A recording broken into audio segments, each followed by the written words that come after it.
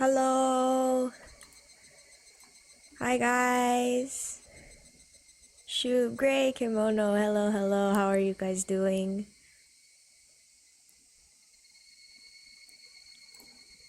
Just get into bed and then get out of it. Oh, I hope I didn't disturb your sleep. Can you guys hear me? Can you hear the game? The last time I streamed Higurashi was the birth of creepypasta. True. Yes. It's working today though, I think. You're still sick? Oh no. I hope you get better soon. Sounds good though? Okay. Thank you. It has been so long. Let's see. I believe we last left off with Keiichi seeing Satoko's living situation with her uncle. You have to go watch the last episode of Oshinoko? Go for it. But yeah, I think that was everything that happened. Visual blurry, arms weak, knees heavy. Oh my gosh. You missed a chapter? Oh no. Well, I believe the only thing that really happened there was that Keiichi, I think that was the one. Keiichi goes to her house and sees her abusive uncle, doing his stuff. Satoko being very upset, and then Keiichi and what was he, the baseball coach guy not being able to do anything about it. And then Satoko trying to pretend that nothing happened, being fine. But she's also missing a lot of school. You're being creepy? Yeah, but less creepy than Oishi, so if that means anything at all.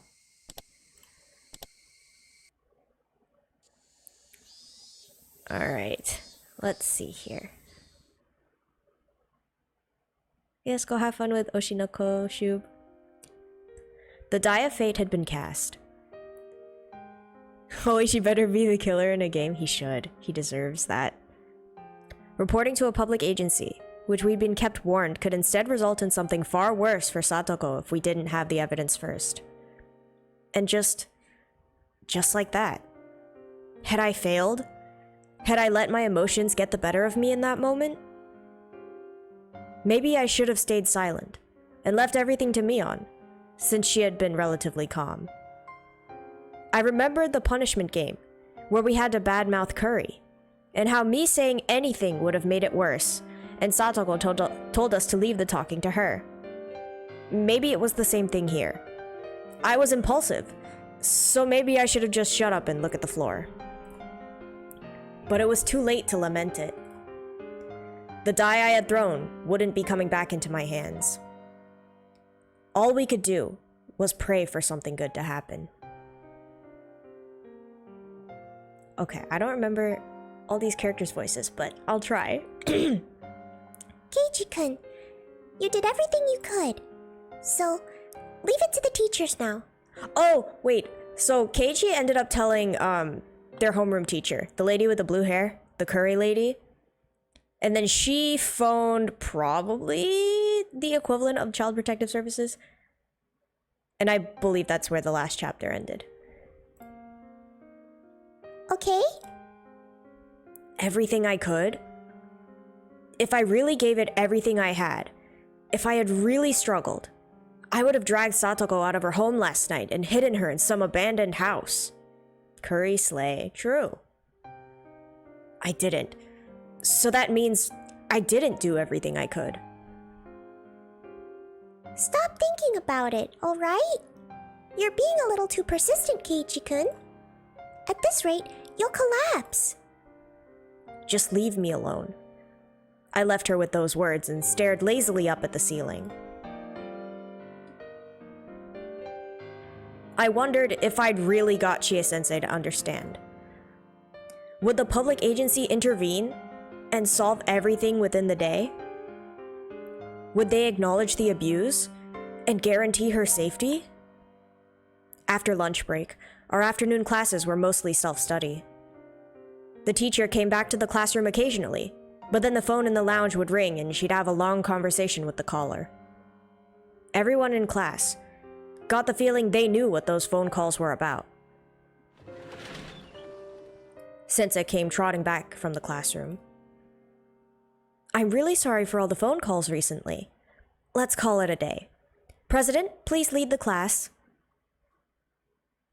Everybody stand up. It looked to me like Sensei had been wearing a dark expression ever since after lunch break. It wasn't a very relieving expression. It wouldn't be. Even if Sensei 100% understood the situation and passionately explained it to the other person. At the end, the Child Consultation Center, as a public agency, would be the ones to decide whether to get her to safety. They started reciting the Pledge of Allegiance. Yes, very much so. All very seriously, in fact. Sensei understood that as well as us. And that's why she looked so unreliable right now.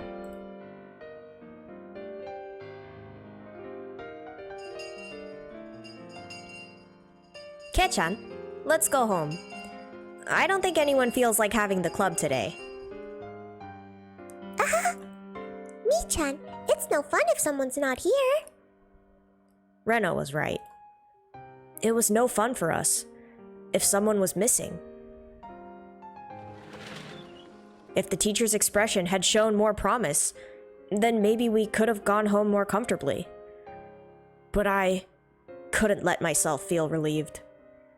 I couldn't be naive and tell myself all I can do is pray now that the dice have been cast. Just in case they didn't get her to safety and decided to wait and see again. I'd need to take further measures. We've asked the people who could do something official already. Then, there was one more place that was worth asking for help. She might laugh it off. Or I might be right, and I could be endangering my own life. But I'd try. Oh, Mion. Is it okay if I stop by your place today? You've got a lot of manga, right? I want to borrow a bunch of them. Huh? What's the deepest, lowest voice I can do? Probably not that deep. Like, you mean without, like, growling?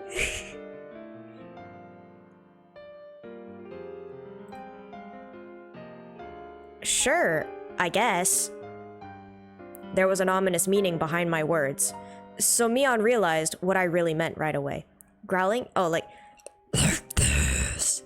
Yeah, airy metal growl, like that.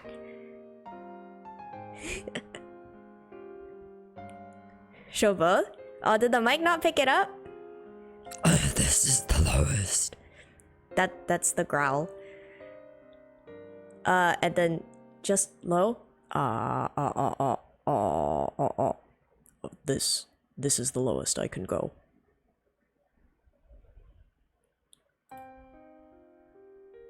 Bear airy, yes, I'm a bear now.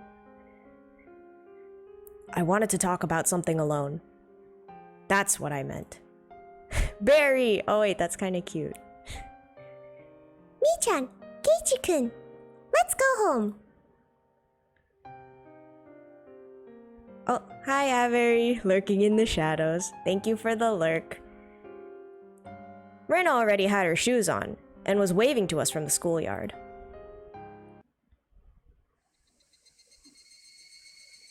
Mion's house was gigantic in every way imaginable. The house itself was a vaguely old-fashioned, traditional Japanese house. But the yard, I guess, or their plot of land, was enormous. Avery scare cam win. She's at the library right now. There is a command to lurk! Exclamation lurk. Yes. It easily convinced me that they really were major landowners, with Hinamizawa under their thumb.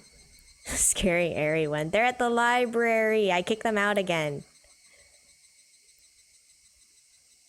Mion brought me through the guest room, and a servant brought us some tea. Wow. You really are rich, huh? You've even got housekeepers? Grandma and I are the only ones who live here. Why do I kick out Avery? Because she's loud. Noisy. I wouldn't be able to do everything myself. Higurashi over siblings. Streaming over siblings. Every time I stream, I'm like, hey, please leave. The servant left, telling us it was 5 o'clock, then withdrew with soft footsteps. You laugh, but it's true. Now it's twice a week. But that's okay. They agreed to this. Kicking out over asking politely. I mean, I ask, but basically that's what I do. It's like a, please leave the house, but there is no like, can I stay, you know? As a younger sibling, we don't listen. Oh, but that's okay, because Pero's the one that leads them out. And Pero listens very well. We have people come in to take care of Grandma and clean 2 or 3 times a week. They come in rotations of 3 or 4, so there's someone here almost every day. Only until evening, though. Oh, and if we're having a party or something where we need more help, we call up different people. If you had the money to hire all these people, then just take Satoko in. I glared at her as I thought that, and Mion seemed to catch on immediately. Oh, sorry. It's fine. I know it's not a money problem. Just to be clear, my family may be rich, but it's not money that I can use freely for myself, okay?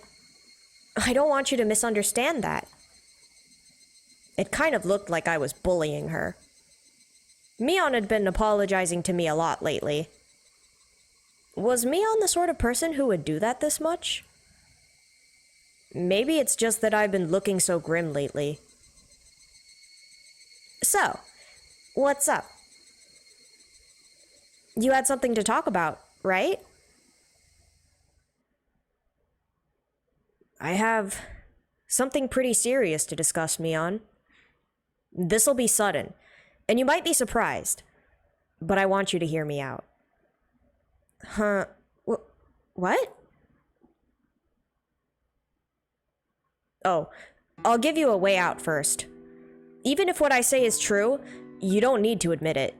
You're allowed to play dumb, but I want you to listen until the end. I have something to say to the next leader of what's still the most important of the 3 families of Onigafuchi village, Mion Sonozaki. At first, Mion looked like she had no idea what I was saying, but at hearing the whole sentence and putting it together, she reacted. Where did you hear that? It doesn't really matter. I definitely couldn't tell her who told me. Takano-san, you told me not to, but please forgive me. This was why I asked you about it after all. I was surprised just that you'd heard of Onigafuchi village, Keiichi. But you seem to know a lot of things, both true and false, about me too. Yeah, true and false. I really might just have the wrong impression here. But I'm okay with that, so listen. And if it really is true...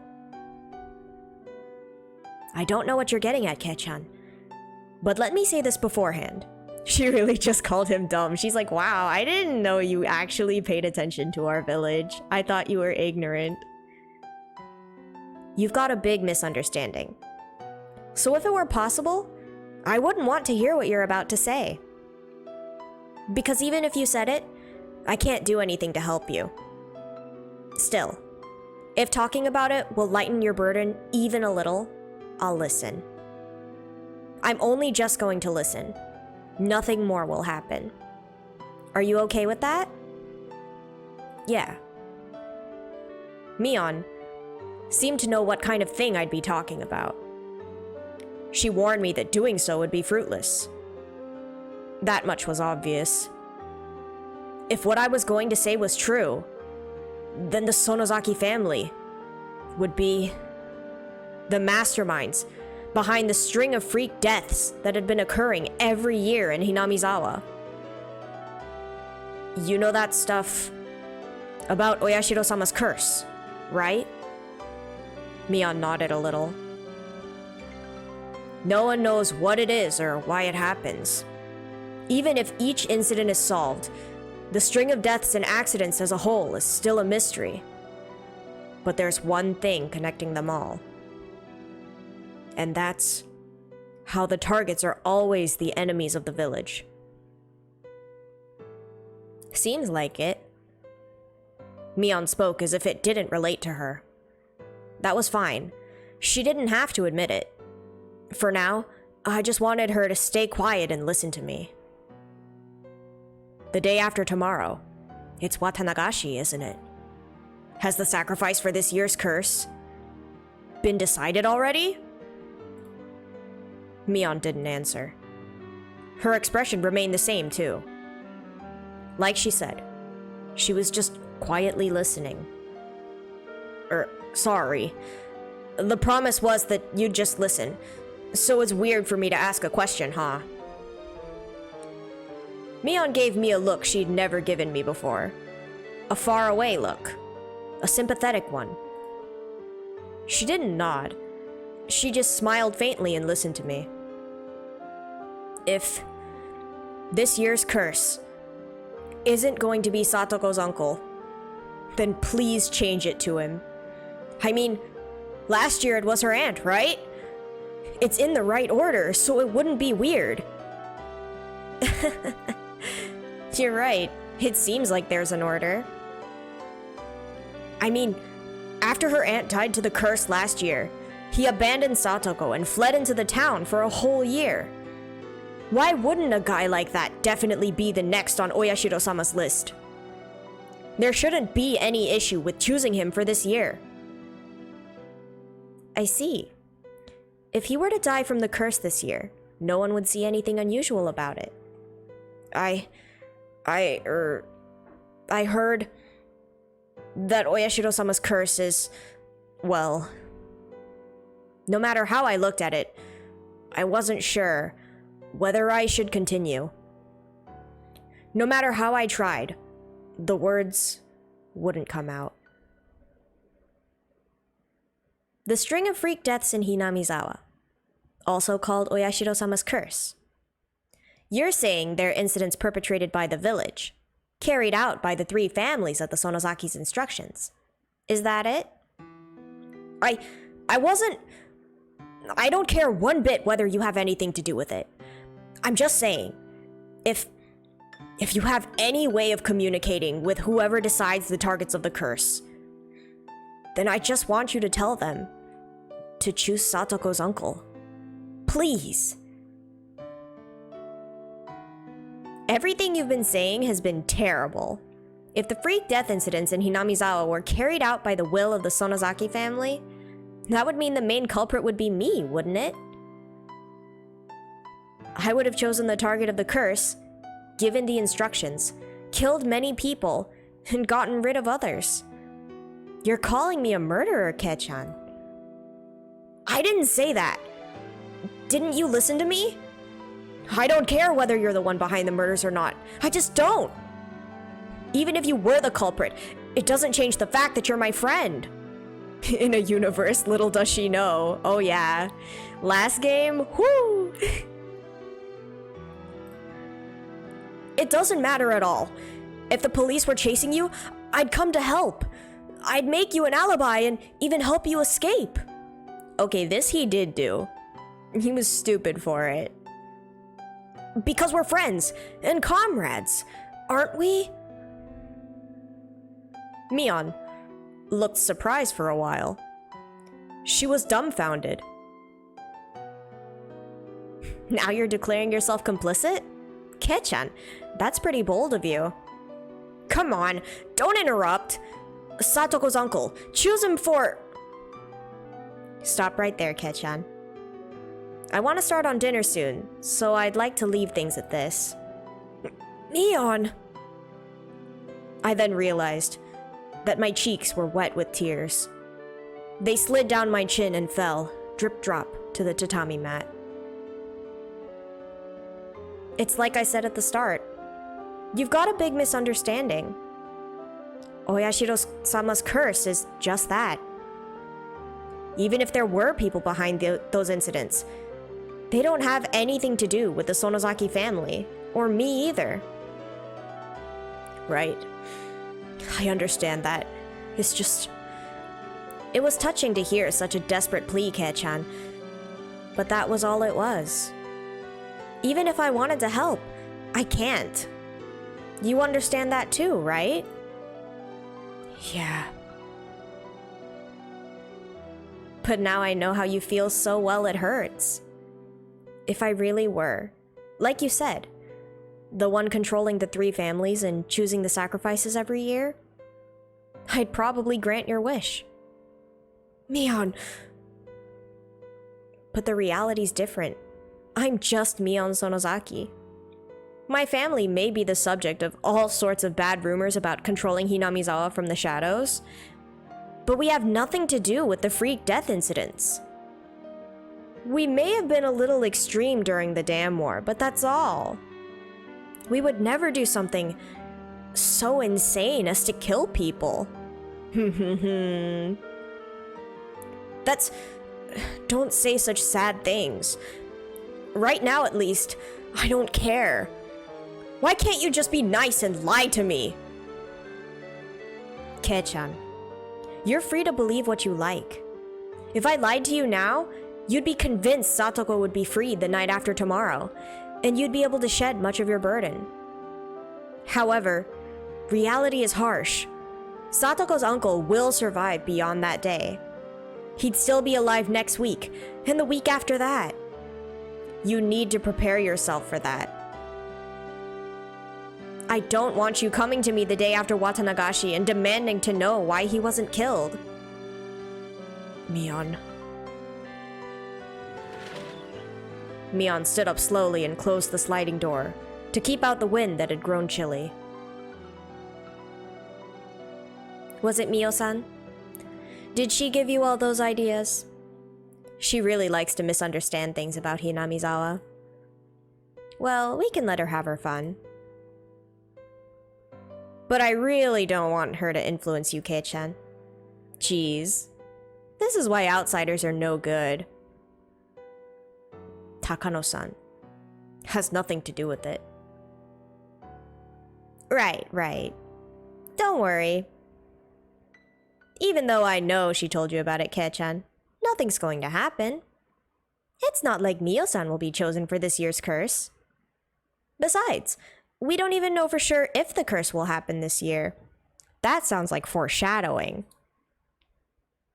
Maybe it was all just a pile of unfortunate coincidences. Thanks for listening. If you weren't connected to the serial deaths at all, then that must have been an uncomfortable conversation. I'll apologize for it. I see. You'll apologize for it.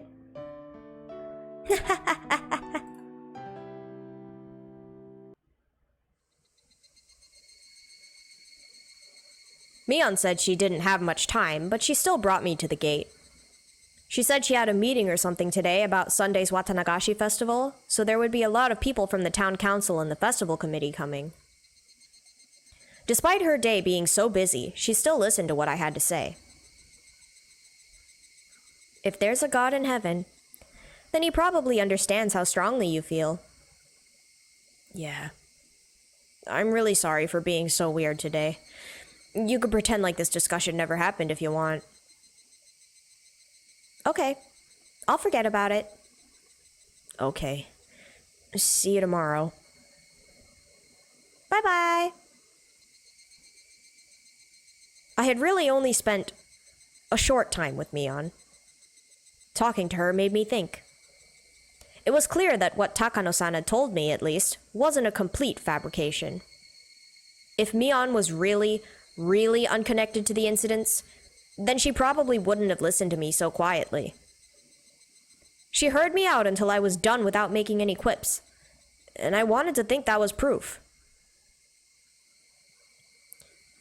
I did kind of feel I was grasping at straws. Of course, thinking back on it, it was a terrible thing to discuss. I mean, I went to my friend's house, called her a serial murderer, and then told her to kill Satoko's uncle. I was the only one talking that whole time. Mion quietly listened to everything I had to say, like a pastor listening to a confession. She could have gotten angry partway through, told me off, and to go wash my face in miso soup and come back later. But she didn't. Was that proof that Mion's family, the Sonozaki, were the masterminds? Or was she just listening because she felt sorry for me going kinda crazy? I didn't know which it was. But it was the one effort I could make at the moment. It was another form of insurance. Should worse come to worst and the public agency decided to wait and see.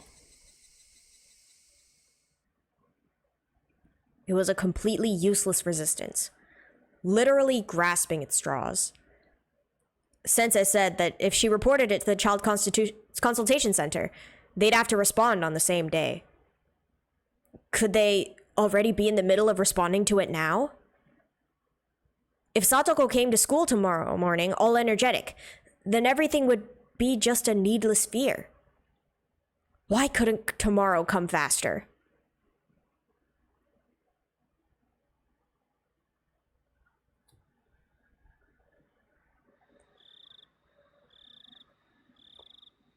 That night was unusually hot and humid, and I couldn't get to sleep. I said all that to Sensei.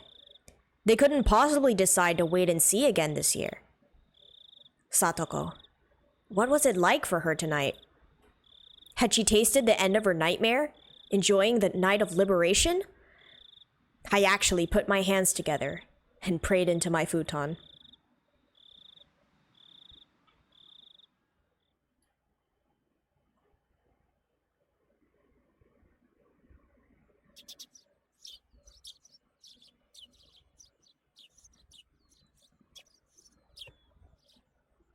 Good morning, Keiichi-kun. Morning. Thank goodness. I thought you overslept today, too. Your mom said you'd gone on ahead yesterday and then you weren't at school. I was worried you had gotten heat stroke halfway there.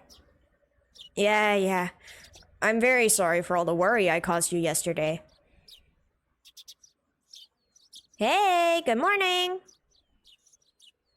Mi-chan, good morning.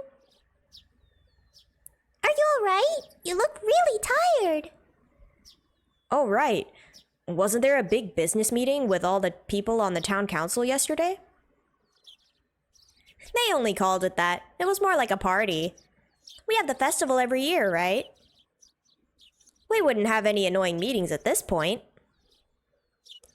Are you going to help out with the festival this afternoon then? Yep. I have to do a meet and greet with all sorts of people in Grandma's place. Besides, they already started setting up for the festival.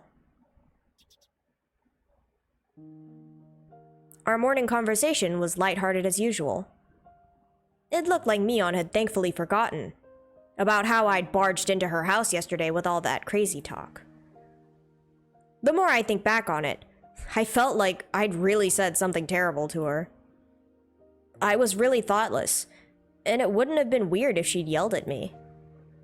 It was highly possible Takano-san had exaggerated her story.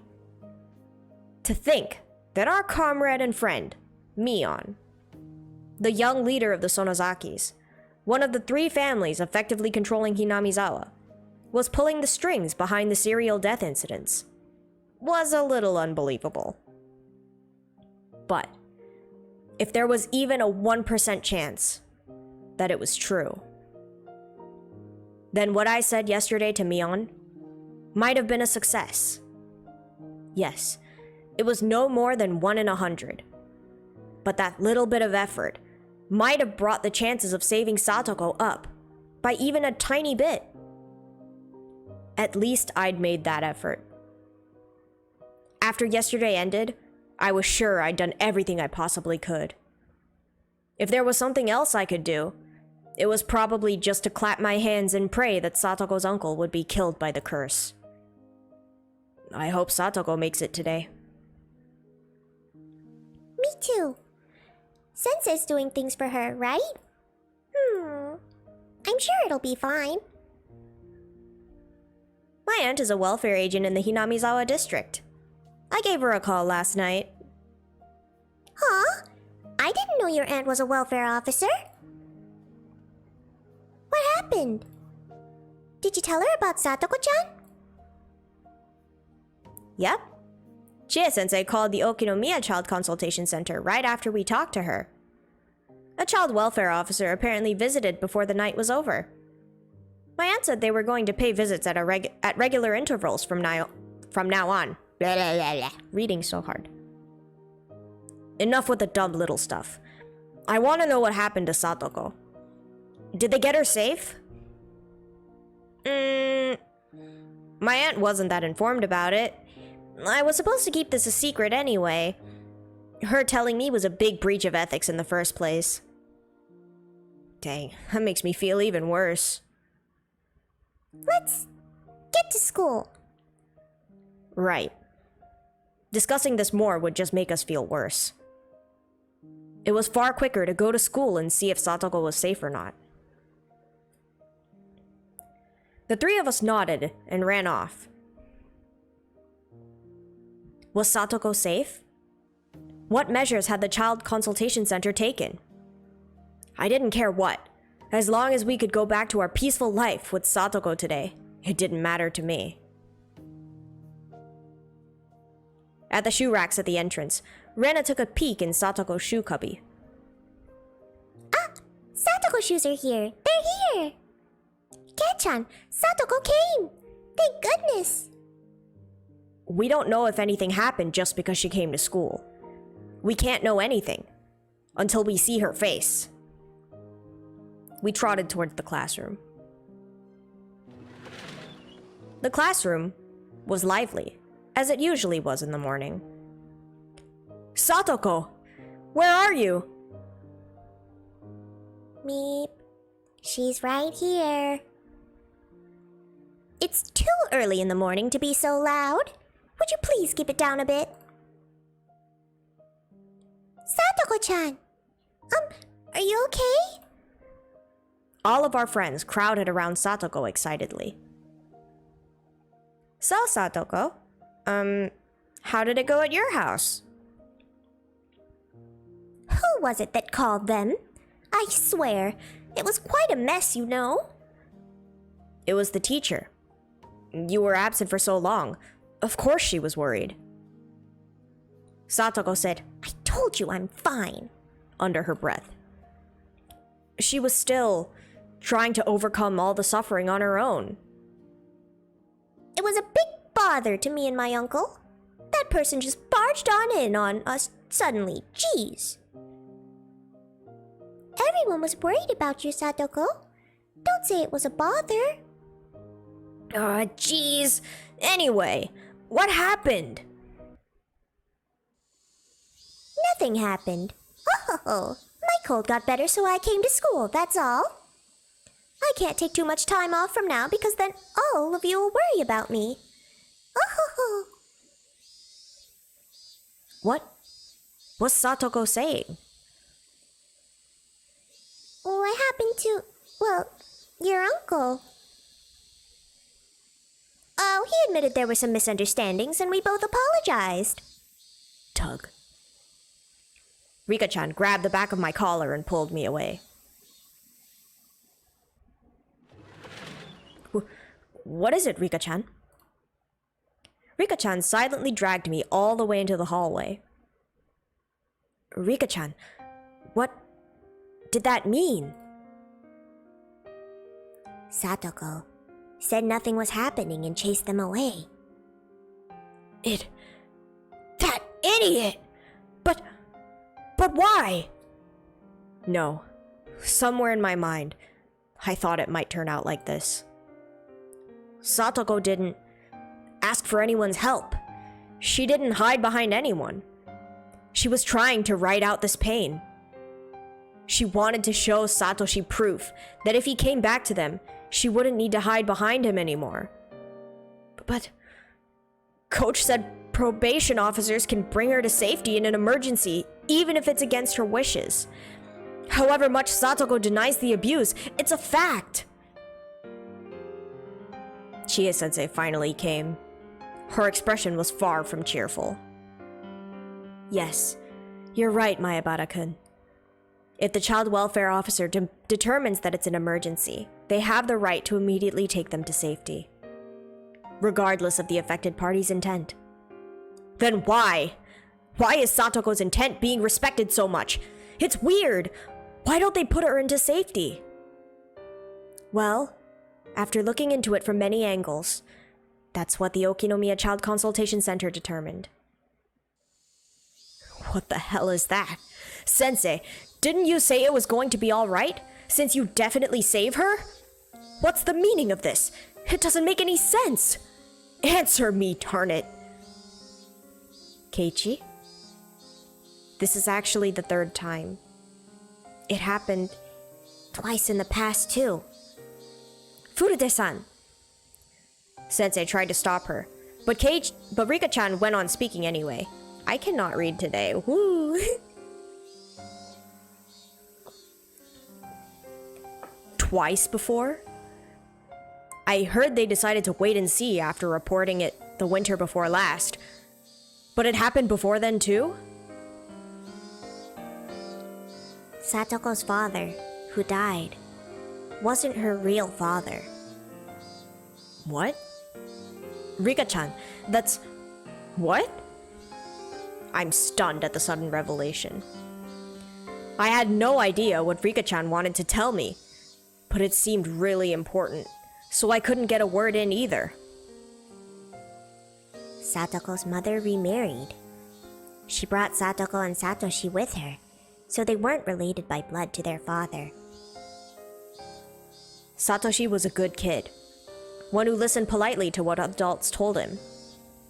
He was immediately welcomed by their new father and he was loved. But Satoko was different. She was rebellious. She told lies. She played pranks. Her stepfather didn't like her at all. What? So, what do you mean? Even before she was given to their uncle and his wife, Satoko didn't have a very good relationship with her family. Of course, her stepfather didn't have any malicious intent at the start. At first, he must have worked hard to get his new daughter to accept him. But the young Satoko didn't make any effort at all towards that end. She was distant towards her stepfather and never opened her heart to him, even a little. She just got on his nerves all the time, with seemingly forced lies and pranks. Her father's discipline and punishment must have been loving at first, of course, but that too faded quickly. I don't know because I wasn't in Hinamizawa at the time, but I learned this on the phone yesterday. What story did you hear, Sensei? That Satoko-chan wanted to trick her parents, especially her stepfather, so she made up a false story and phoned the child consultation center herself. She made up a story? About hurting herself? Satoko made a fake phone call to try and get rid of the father she hated. Child welfare officers rushed there and heard the story. Her father genuinely apologized for a few times when he had gone too far and agreed to let the child welfare center give him coaching. Related agencies looked into it quite a bit. They determined that Satoko-chan and her stepfather's hearts not being quite matched up was the cause of the incident. But they found another problem above that with Satoko-chan. A problem with Satoko? What was it? Satoko's mother. There were a few times where she had lived with de facto husbands, though those relationships didn't result in remarriage. From a young age, Satoko had been forced to call at least 2 or 3 people her father. At some point, Satoko's pranks escalated. She would spill food on purpose, turn over her plate, and even throw it. She would break the windows in the neighborhood and shoplift candy. She would put thumbtacks everywhere and set other traps to seriously hurt people. Not in the way she did now just to get laughs. She was also fond of telling lies that would be found out right away, and people got mad at her every time. But she never, ever changed her behavior. Please don't think Satoko-chan was a problem child. Satoko-chan was young. Those were acts of self-defense that she took so these unknown men wouldn't take her mother from her. In regards to Satoko's problematic behavior, child psychology experts from public institutions indicated her actions were to draw her mother's attention to herself. They acknowledged that she had a form of harmful emotional trauma and declared that she needed counseling and therapy from professionals. They didn't know whether that therapy had healed the wounds in her heart. Satoko-chan purposefully hurt herself and told them that she was being abused by her stepfather in an attempt to chase him out. But in the end, her stepfather did abuse her, right? No. All of the abuse had been made up by Satoko-chan. Her stepfather, of course, may have scolded her in a somewhat emotional way, but it was nothing out of the ordinary. Satoko had lied to chase away her stepfather, and they saw through her right away and found out that Satoko had issues. Oh, could it be? That's why, the winter before last, they decided to wait and see? Yes. The center had all their past records, so they needed to act carefully in case Satoko was lying. What the hell? So what? Satoko might be telling a lie, so they needed to be careful. So, how does that mean they'd just end up waiting and seeing? It was the girl who cried wolf. That fable about telling a lie once, making others unwilling to believe you later. That's BS. The past has nothing to do with this, does it? Only what's really happening right now is important. Satoko is being abused by her uncle. Why is something that happened in the past getting in the way of helping her now? Neither Sensei nor Rika-chan had anything to say to that. Anyway, yesterday, a probation officer visited to carefully determine what was going on. And Satoko dealt with them, put on the best, strongest smile she could manage, and denied the abuse. Of course, she was probably being threatened to keep quiet about it by her uncle. Satoko was trying to outlast everything without asking for help. Satoko wanted to wait for Satoshi to come back home, and she outright denied the truth of the abuse. What an idiot. What? You're not really enduring it. Do you really think pretending like this will actually bring Satoshi back? Just stop it already. Satoshi, he abandoned you. And the fact that he hasn't shown up to save you now is proof, isn't it? So just stop it. Please, stop being weird and pretending to endure it. Forget everything we just said. Understand? If you tell anyone else, your teacher will be very mad with you. Chie-sensei gave me a warning, then left to go back to the teacher's lounge. Keiichi, please don't think Satoko is a pathetic, pitiful girl. She's living life. I know that! She's our irreplaceable friend. Satoko is still trying her best. Let's watch over her a little longer. The person from the consultation center said they'd visit periodically from now on. If something terrible happens, they'll help her right away. Yeah, but only after it happens. Any more than that would have sounded like I was picking a fight, so I firmly swallowed my next words and went back to the classroom. Mion and Rena were talking to Satoko like they always did. It was a silly conversation. A humorous, even fun one. Like it was any old day. If Satoko really said she could endure it, then maybe I should do as Rika-chan said and watch over her. Maybe whatever help I offer will just go unwanted.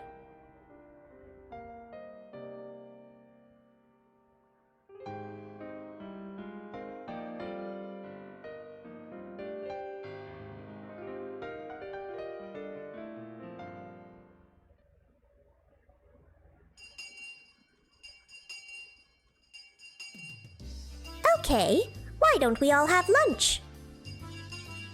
Meep. It's been a while since it's been all 5 of us. This really is how it has to be. Here, here. Come on, you two, Keiichi. Bring your desk over. Satoko brought her own desk over as well, grinning broadly. Even knowing nothing had been resolved, this exchange was pleasant, and made me remember how fun it used to be. I can't have Rika making a bento for me forever. I don't mind. I have fun making your bento. Rika-chan's such a good girl. Having such a good friend must be so reassuring. I put the big steak in mine, and the burned one in Satoko's. So if it was just Satoko, it would be so sad. So very sad. Nipa. I take it back. Well, She's Rika-chan after all. Hey, come on, look! I've got omelet rice today. Mushrooms and stuff are delicious. Delicious. How? I say it every time, but your craftsmanship is splendid. You could become a wife whenever and not have a problem. A wife? A wife? Eating a wife? What? How? Using the word wife is totally forbidden around Rena. Please don't say it again. I'll think about what I've done. A little. By the way, what's in your lunch, Mion? It looks different again today. We're all waiting in anticipation. It's a rich assortment of side dishes left over from what my uncle brought last night. The stew looks really great, huh? The color of the radishes, too. Really good, right? Wow, it looks delicious. Stew tastes best when it's left overnight. This looks like it would be really good. And so there'll be none left for Satoko. I'll eat it all and tell you what I think, so just be quiet and watch. What was that? Hand over my portion too. Elbow, punch, headbutt. I'll use my knees too. Oh, yeah! Oh, at close range like this, my advantage is unwavering.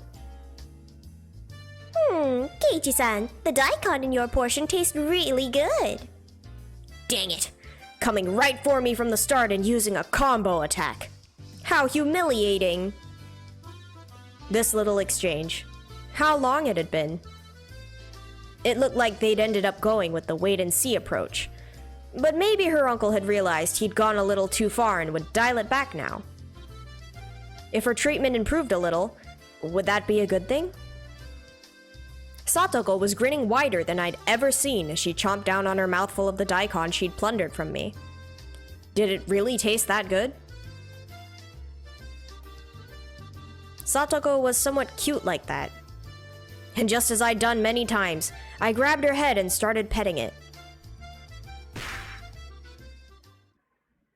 Catch. Smack, flip, flop, clatter, clatter. Huh? Satoko-chan? It was so sudden that for a moment I didn't know what happened. The back of my hand was stinging. I went to pet Satoko's head, and then she hit my hand? What's wrong, Satoko? Satoko was scratching at her head, as though a pimple or something had appeared on it and became itchy. It was so sudden, and so unprovoked, that I didn't understand what happened. What's wrong, Satoko? At some point, her body had been covered in a thin layer of sweat, and her breathing had turned ragged. When I pet her head, did she not like it? Was that what it meant? Hey, did you dislike being petted?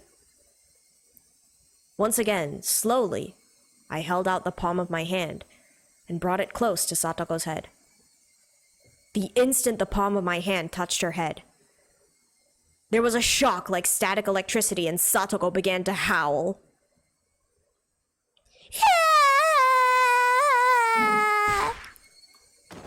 Thud! Slam!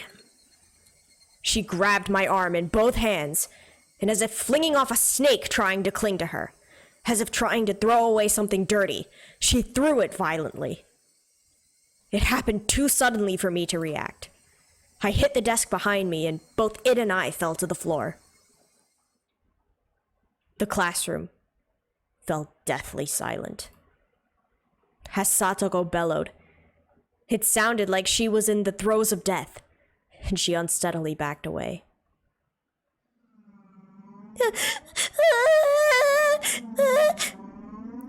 Then she threw up the food she'd just eaten. She vomited it all back up. The sound of Satoko's vomit hitting the floor rang through the classroom. Are you okay, Satoko? You seem sick. Yeah! I reached out a hand, and she swatted it away with all her might, with such extreme strength that I fell onto the floor again. Satoko put both hands on her head as though protecting it, groaned some more, and took a few steps back. And then she began swinging both hands around. Students in nearby seats were forced to evacuate. She grabbed anything within reach, bento boxes, chairs, threw them, tossed them, and flung them about. Wait! Stop it, Satoko! What's wrong with you?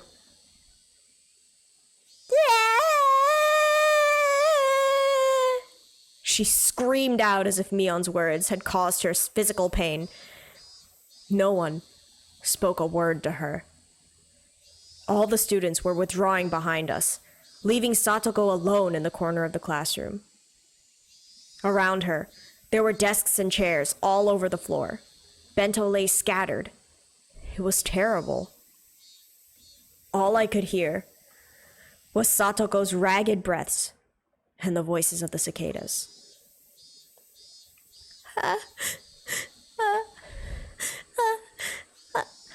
I'm sorry. The strings of tension loosened around Satoko. And maybe she suddenly grew scared of her own actions, because she started trembling and gave a word of apology. But nobody knew just who that apology was directed towards.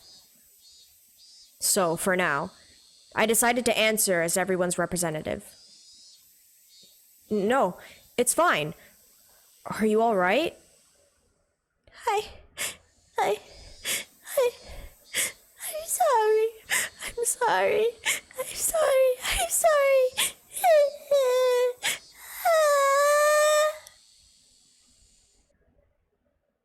Our words didn't match each other at all. Satoko hugged her shoulders, and back she went. Bang!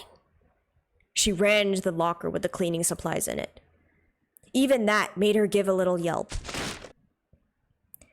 The impact caused the bucket atop the locker to fall, making a loud sound, and that scared Satoko most of all. She almost jumped out of her skin, grabbing a bunch of the curtain in her hands. Nobody spoke to her. They could only look, not even remembering to blink.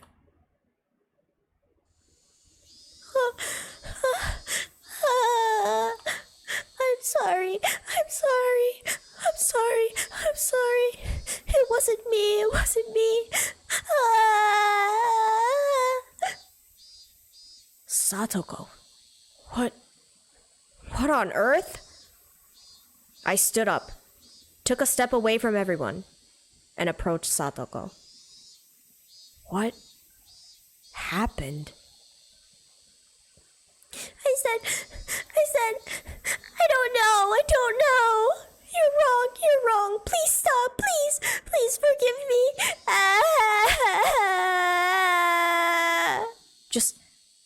Just calm down. Satoko, do you know who I am? No more. I hate this. Every time I took a step forward, she grasped the curtains more tightly and cried out. Satoko, it's me. It's Keiichi. Don't you recognize me? I would never, ever hurt you. No!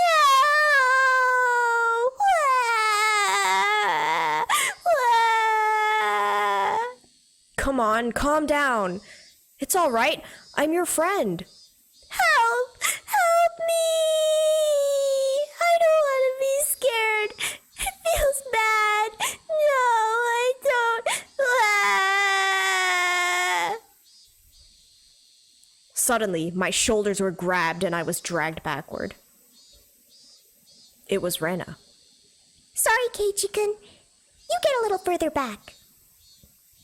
After pulling me back, she ran towards Satoko in my place. It's okay, Satoko-chan. There's nothing to be scared of. Please, don't worry. No more of that.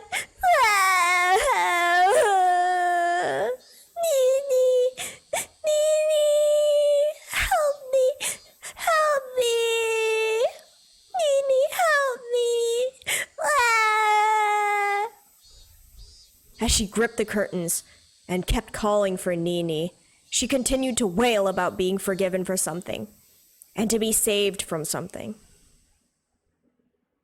What is this? Mion gnashed her teeth and groaned, and there were tears falling from her firmly closed eyes. What the hell? What is this? Didn't this all come to an end yesterday? Weren't we supposed to go back to our old lives? Mion!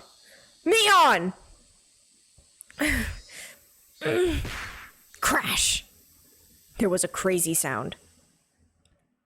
Rena had taken the cleaning supply locker and kicked it down to the ground. Everyone stood surprised at Rena's unexpected act of brutality. After that, Rena embraced the bawling Satoko from behind and started crying with her, stifled. Rena, what's wrong? Sorry. Keiichi-kun, be quiet for a minute. What is it now? What happened? What did Satoko tell you? What did you hear? Shut the hell up! I told you to shut your mouth! Rena's raw, hostile emotion hit me like a brick. It was no more than a momentary howl of emotion for Rena, but it was more than that for me. She had shown me what was behind all that emotion, what was in her heart.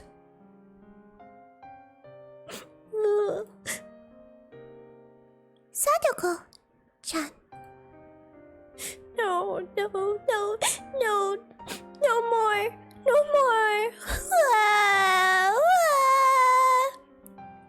Forgive us. We couldn't do anything for you. Forgive us.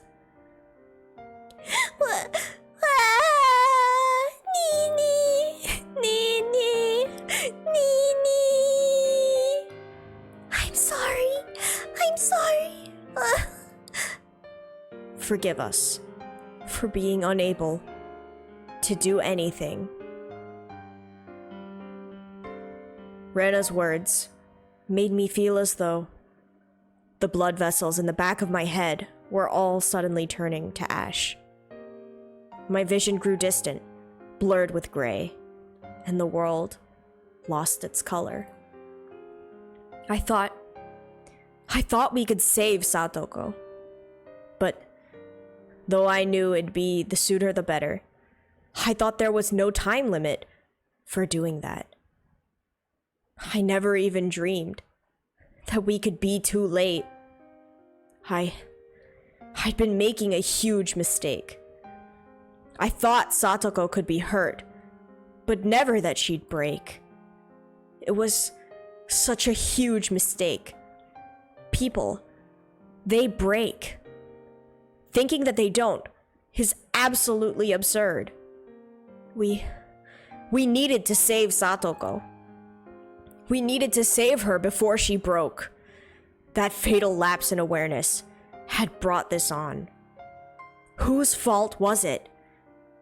That went without saying. Mine. No, ours. We all took on the duty of saving Satoko, but we were negligent to the point of laziness. In that sense, this was the inevitable result.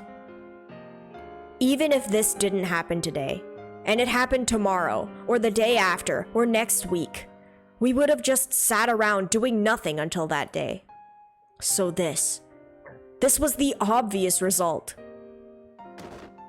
I slumped down to my knees, just as Mion, Henrika-chan had done. And I too closed my eyes tight and couldn't stop myself from sobbing.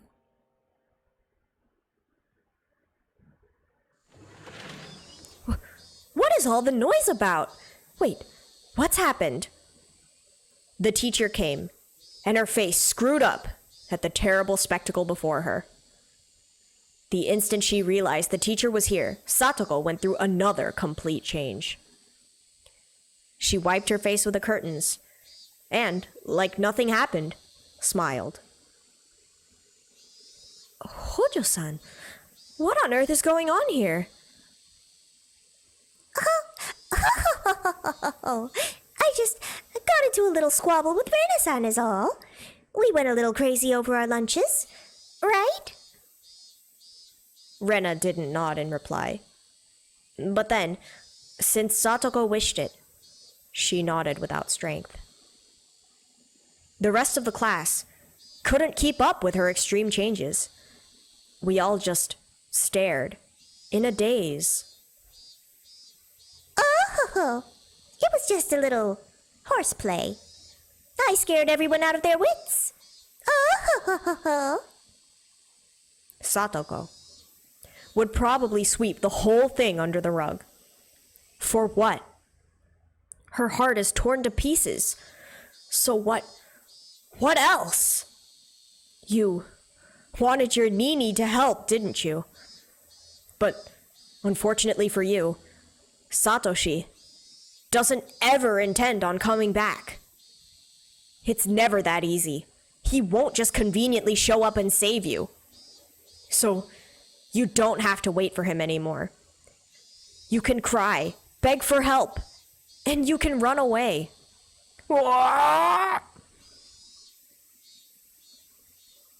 We can't do anything, Mion suddenly said. She then spoke, those few words that had tormented me countless times. Those words were a spell, and when I heard them, my whole body suddenly regained its calm. My emotions all slipped away like they'd never been there, like a wave departing. And then, the world's color flipped inside out. My field of view expanded. My head grew remarkably cold, and I felt like my mind's volume had grown even wider than the classroom we were in. At the time, my soul was doubtlessly no longer in the small, petty vessel of my head, but floating in the air a little bit above it. It was a mysterious feeling of release. I broke free of the cramped confines of my skull. I don't know how to say that word. And stretched out my roots in all directions, as far as I wanted to. It was a strange feeling, and one I'd never felt before. An odd sense of exhilaration. My sharpened senses caused me to transcend. My mind was sharper than a knife's edge, and I immediately decided that spending the time to let myself be crushed with grief would be an absolute waste. I erased all the garbage information from my brain. I expelled the pointless emotions presenting obstacles to action. Mion. You curse it all you want. Curse our powerlessness as much as you want. Huh? If I could have taken back what had happened by crying about it, I'd have cried all day. But the fact was, this was how things had turned out. I couldn't take back what happened. The top priority, then, would be to prevent the situation from worsening further and to sever the chains of misfortune. Until today, I'd been looking at things so narrow-mindedly I could scarcely believe it. To save Satoko, the only thing to do was to save Satoko. That's the only thing I thought about. I didn't allow myself to realize the most basic, direct, and certain way of removing the source of Satoko's unhappiness. No, actually, I realized it yesterday. But as for the means, I'd relied on some stupid curse from some dumb deity. I never considered carrying the task out myself. I would obliterate Satoko's uncle. There were plenty of ways to do it. This was a task that held infinite methods. Ironically, the method of saving Satoko required mostly money. But the method of killing that man pretty much took no money at all. I could kill him with the least amount of investment. The least amount of money suited him. It was only the weight of his life. I kept eliminating needless, worthless information from my head, replenishing it with only the knowledge I need to achieve my goal. I used every cell in my brain to think about how I'd kill him. The way I killed him didn't matter. I would allow any method, from whatever time and whatever country, as long as it ended in a quick and certain death. If I were to have an additional condition, it would be to not get caught. Removing him was an act designed to return the peaceful times we had with Satoko. If I was arrested in exchange for the removal, then we might as well have killed each other. With only him gone, we'd go back to our normal lives. That was my supreme objective. My ultimate goal. Kill him. Definitely. But definitely don't leave evidence either. Two alternatives at odds with one another. The condition of not leaving a trace back to me automatically narrowed the number of murder methods. No witnesses was an absolute must. Fortunately, given the right time in Hinamizawa, there would be nobody around. I mentally reconstructed the land around Satoko's house. The number of pedestrians, different at different times. The movement algorithm of the neighbors. Would I lure him out or charge at him? What would my weapon be? When and where would I carry this out? Where? It needed to be somewhere I wouldn't leave a trace. When? It needed to be as soon as possible, for Satoko's safety, without wasting even a millisecond. This is absurd. Completely absurd. When I thought about it this way, it struck me how easy the act of killing was. If I could leave evidence, if I was just going to kill him, anyone could easily turn into a murderer. But our reason prevented that.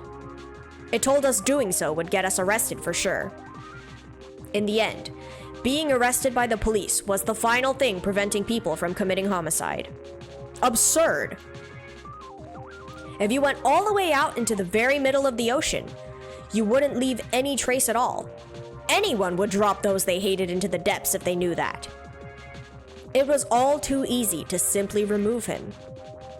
I could leave class right now, grab a metal baseball bat or something from the schoolyard, go to his house and attack him. The callback. Estimated time would be 25 minutes. For those who don't know, Keiichi, in the first game, he killed both Rena and Mion with a metal bat. So, call back. If I wanted us to kill each other, it wouldn't even be minutes.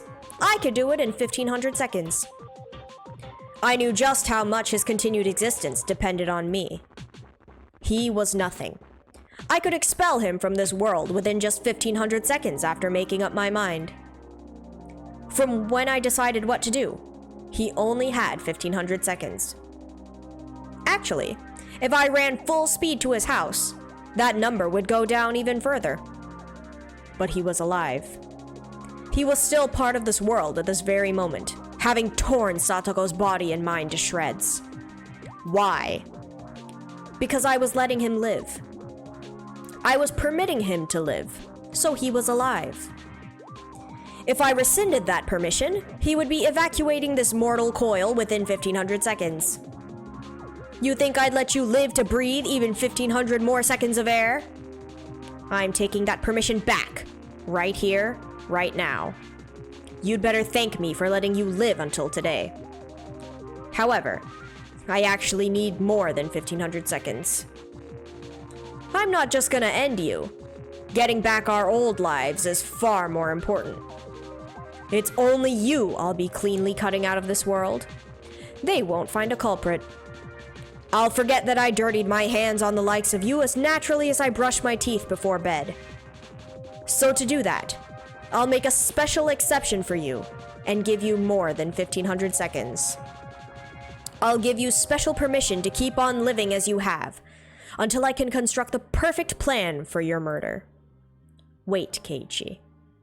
You can't let that time go to waste. Yeah, I know. I'll kill him quickly. I'll remove him with certainty. I won't even waste much time to perfect that plan. Think back. Tomorrow is Watanagashi, isn't it? Last year, on the night of Watanagashi, her aunt died. Her head was busted open by some deviant, and her brains splattered everywhere. That's it. He's someone who deserves to be given death on the night of Watanagashi. Hey, Oyashiro-sama. You call yourself a guardian, but you didn't protect Satoko. Cursing Satoko's family for the damn stuff is your own business. But now you've made Satoko unhappy, when she didn't have anything to do with it. I, Keiichi Maebara, hereby denounce you, the guardian deity of Hinamizawa, a failure. We don't need you. Go back to the deepest, darkest part of your shrine this year. Besides, if you had just cursed and killed both her aunt and uncle last year, none of this would have ever happened. The curse this year, it's not on you. I'll be the one deciding. It won't be the three families controlling the serial deaths behind the scenes. No, not some vague people who I can't tell if they're buffoons or not. This time, I'll be the one to deliver divine judgment. So don't get in my way. Just watch. Stay quiet and watch. I'll obliterate him. I'll wipe him off the face of the earth. I will stomp out his very existence. Go away, disappear, and die. I'll tear your heart apart just like you did to Satoko. I'll have your blood as payment.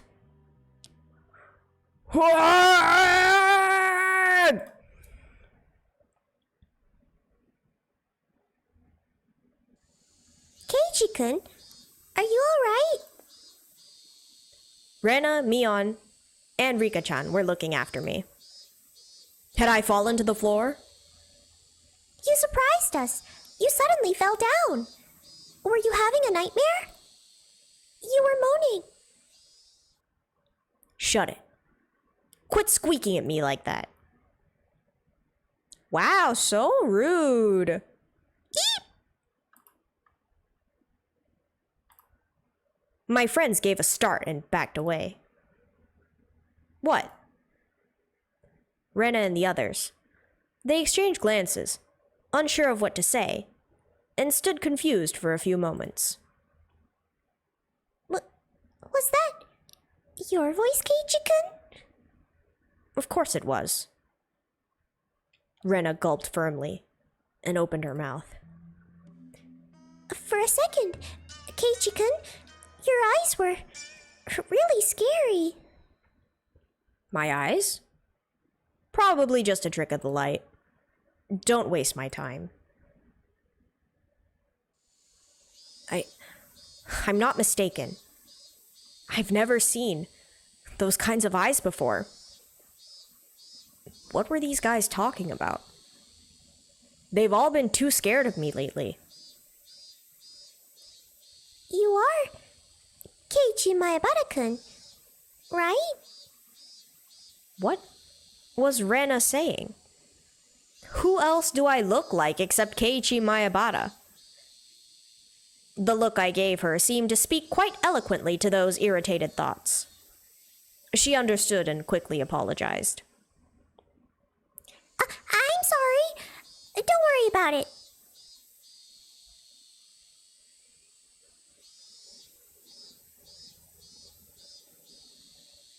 So Keiichi is committing murder yet again. Good to know.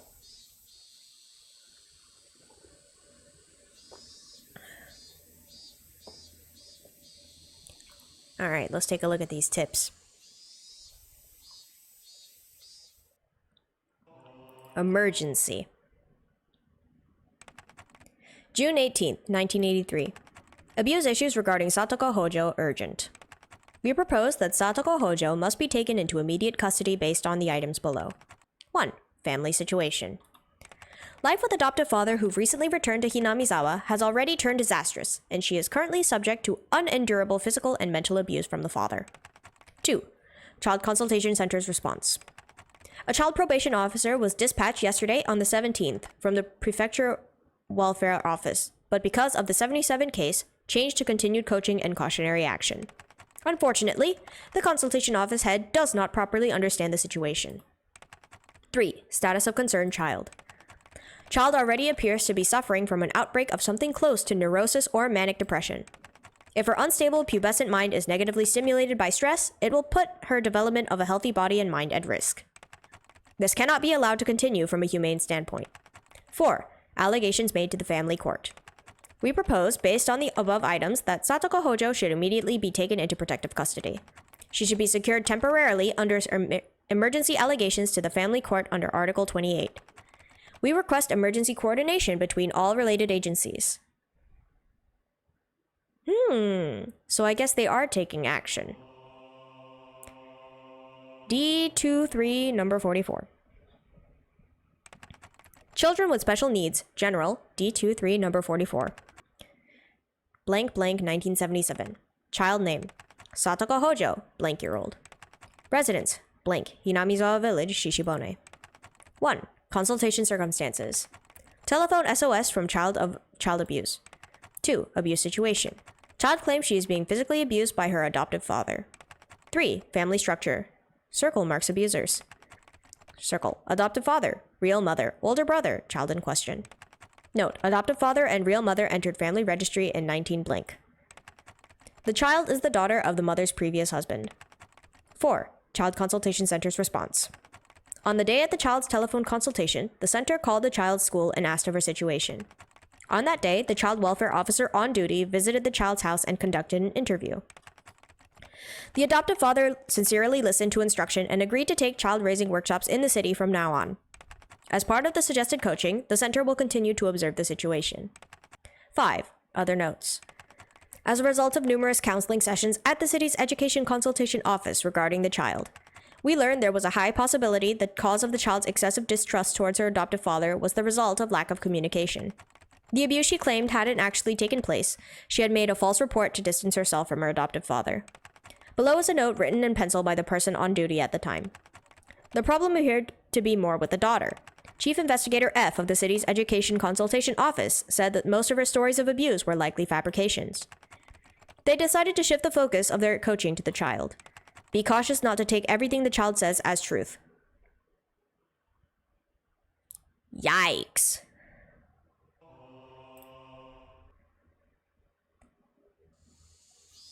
Save.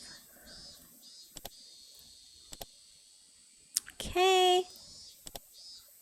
Well, that was a meaty chapter of Higurashi, wasn't it?